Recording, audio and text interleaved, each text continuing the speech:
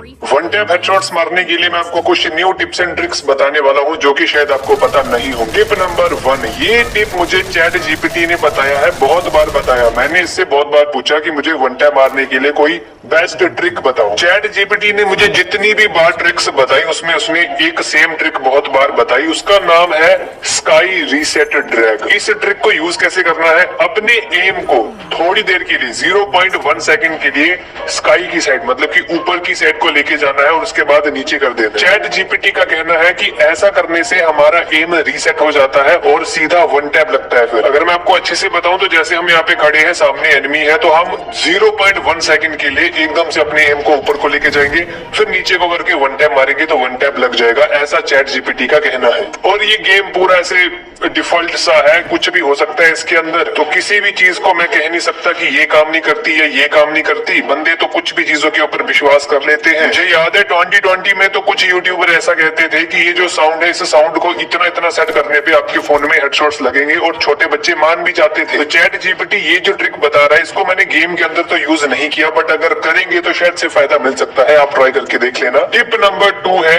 कि अपने एम को फायर करने से पहले थोड़ा सा ऊपर करो। मेरे साथ गेम के अंदर बहुत बार ये दिक्कत होती है, जब भी मैं ड्रैग हेडशॉट या वन टैप हेडशॉट मारने जाता हूँ बीआर में, सीएस में, तो मेरा एम जो होता है वो एनिमी के पैरों के ऊपर चिपक जाता है। और ये दिक्कत आपके साथ भी होती होगी कि हमारा एम जाके एनिमी के पैरों में चिपक जाता है और वो ऊपर को ही नहीं आता। तो इसका सिंपल सा सोल्यूशन है कि अपने एम को खुद ही थोड़ा सा ऊपर कर दो। फायर करने से पहले ही अपने एम को थोड़ा सा ऊपर कर दो, जिससे कि एम ऊपर रहेगा, तो फायर करेंगे तो वो हेड की साइड को जाएगा, ना कि पैरों की साइड पे जाएगा। जब हमारी किसी एनिमी के साथ फाइट होती है तो हम एम को सेट करते ही नहीं है, हम सीधा उसके साथ फाइट करने में बिजी हो जाते हैं। और बहुत बार हमारा एम नीचे होता है, काफी ज्यादा नीचे होता है, जिससे कि वो सीधा एनिमी के पैरों को पकड़ लेता है। अगर हम अपनी एम को फाइट से पहले थोड़ा सा ऊपर कर देंगे तो वो चेस्ट के पास रहेगा, फिर सीधे हेडशॉट्स लगेंगे और वन टैप हेडशॉट्स भी इजीली लग जाएंगे। तो ट्राई करके देखना। टिप नंबर 3 है जंप लैंड परफेक्ट शॉट। इसमें क्या करना है, जंप करो, लैंड करो, उसके बाद शॉट मारो, परफेक्ट शॉट लगे। ये एक ओल्ड ट्रिक है, बट हम अब इसका यूज ही नहीं करते, कोई भी नहीं करता। मैंने तो कोई नहीं देखा इसका यूज करते हुआ, और मैं भी नहीं करता हूँ अब। रीजन ये भी हो सकता है कि अब गेम काफी ज्यादा चेंज हो चुका है, सामने वाले एनिमीज प्रो हो चुके हैं, और अगर कोई नूब सा बंदा भी होगा उसके हाथ में P90 या 3 चिप वाली MP5 पकड़ा दो, जब हम जंप करने जाएंगे वो दर दर दर दर करके हमको लेटा देगा। बट एक बात है कि इस कॉम्बो के अंदर पूरी गेम में हाईएस्ट एक्यूरेसी है। जंप करना है और जैसे हमारे पैर जमीन को टच करेंगे उसी टाइम पे ड्रैग कर देना है, वन टैप लगेगा ही लगेगा, क्योंकि मैं आपको बता रहा हूँ ना कि हाईएस्ट एक्यूरेसी है इस कॉम्बो के अंदर। और पहले तो सभी इसी ट्रिक का यूज करते थे, कस्टम के अंदर, सीएस के अंदर, बीआर के अंदर, ट्रेनिंग ग्राउंड के अंदर। इसको हम बोलते थे super jump headshot trick. BR के अंदर इसका यूज करना मुश्किल है, बट कस्टम के अंदर, क्राफ्टलैंड के अंदर, लोन वोल्फ के अंदर, ट्रेनिंग के अंदर हम इसका यूज कर ही सकते हैं। नंबर 4 है कि आपने एनिमी के पाथ को प्रिडिक्ट करके ड्रैग करना है। पहले हम सब ये बोलते थे कि एनिमी के हेड की साइड को ड्रैग करो, हेडशॉट लग जाएगा, अभी भी लग जाएगा, बट गेम के अंदर आपने भी ये चीज देखी होगी। जब मैं आपको अपनी चीज बता देता हूँ, जब मैं गेम के अंदर एनिमी के हेड की साइड को ड्रैग करता हूं तो उसी सेकंड जैसे गोली निकलती है, एनिमी अपने हेड की पोजीशन को चेंज कर देता है, हेडशॉट नहीं लगता। इसीलिए इसी दिक्कत को दूर करने के लिए आपने क्या करना है, एनिमी का पाथ आपने प्रिडिक्ट करना है कि इसके बाद एनिमी की साइड को जाने वाला है। थोड़ा सा प्रिडिक्ट करो और फिर उसकी साइड को ड्रैग करो, तब एनिमी को हेडशॉट लगेगा। क्योंकि अगर आपने इस टाइम का सोचा कि एनिमी इस साइड को भाग रहा है तो मैं यहाँ को ड्रैग कर देता हूँ, आप जैसे यहाँ को ड्रैग करोगे एनिमी दूसरी साइड को मुड़ जाएगा, उसको हेडशॉट ही नहीं लगेगा। तो ये चीज आप थोड़ा सा देख लेना, क्योंकि गेम दिन प्रतिदिन चेंज होता जा रहा है और सामने वाले एनिमीज अब कोई नूब नहीं रहे हैं। ये 2021 या 2022 के प्लेयर नहीं है जिनको हम पकड़ के इजीली तोड़ देंगे, ये काफी ज्यादा प्रो हो चुके। और अभी जो और चेंज हो चुका है वो ये है कि अभी सभी बंदों के पास अच्छे फोन आ चुके हैं। पहले ऐसा होता था कि कुछ बंदों के पास अच्छे फोन होते थे, कुछ के पास बहुत ज्यादा बेकार फोन हुआ करते थे। बट अब तो ऐसा सीन है कि 7-8 हजार के अंदर अच्छा फोन आ जाता है भाई, उसके अंदर भी गेम अच्छे से चलता है, वो फोन देखने में भी मस्त होता है।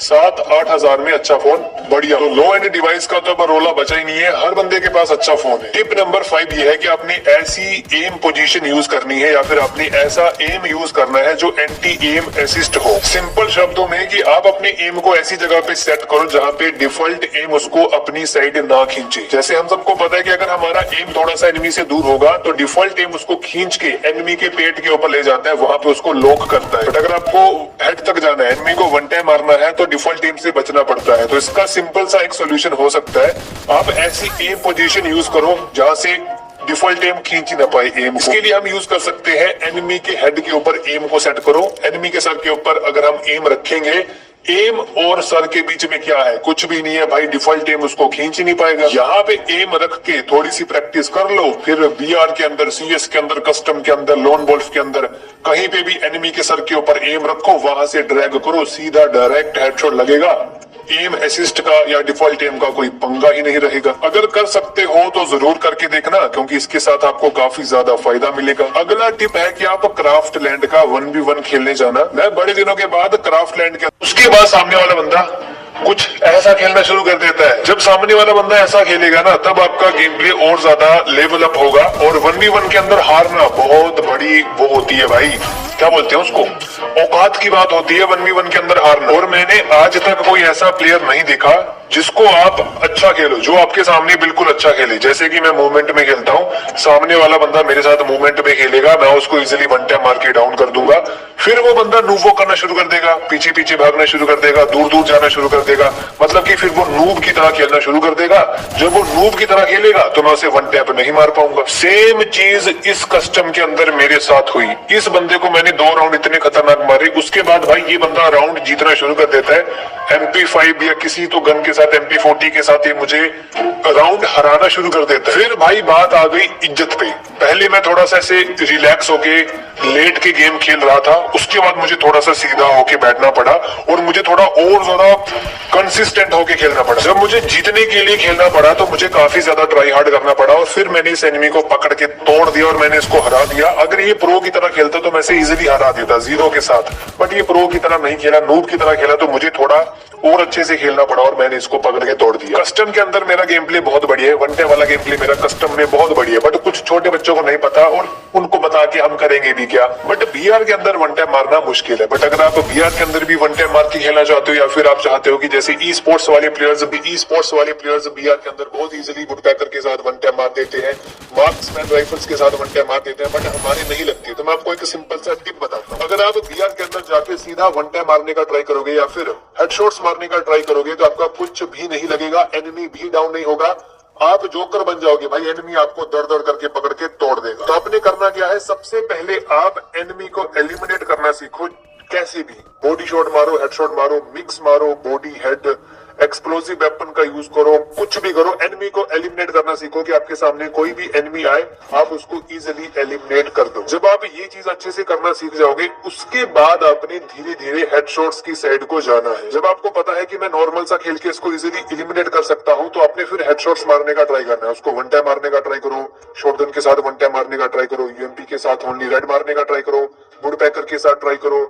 जब आप ऐसा करोगे तब आपका गेम प्ले धीरे धीरे लेवल अप होगा बीआर के अंदर। और मेरे बारे में कमेंट मत किया करो भाई, क्योंकि अब ना मुझे गेम के अंदर एनिमीज के साथ खेलने में मजा आता है कि उनको मैं ऐसे किल जा के खत्म करूं, नेड फेंकू, ड्रैगन फ्रीज, कोड़ा नहीं कौन सा कैरेक्टर है वो, नीरो लगा के खत्म करूं, ऐसे वैसे। प्रो गेम प्ले करने का या फिर अच्छा खेलने का मेरा कोई भी शौक नहीं बचा है। मुझे ऐसे एनिमीज के साथ खेलने में मजा आता है, ऐसे उनको मैं पकड़ के अलग अलग तरीके से पकड़ के निचोड़ दूं, तोड़ दूं भाई, मजा आ जाता है मुझे फिर। और कुछ छोटे बच्चे कमेंट करते रहते हैं कि मैं स्क्रिप्टेड वीडियोस बनाता हूँ, क्योंकि उनको पता नहीं ऐसा क्या लगता है। वो कहते हैं कि भाई तू हर बार एक ही बंदे को खत्म करता है।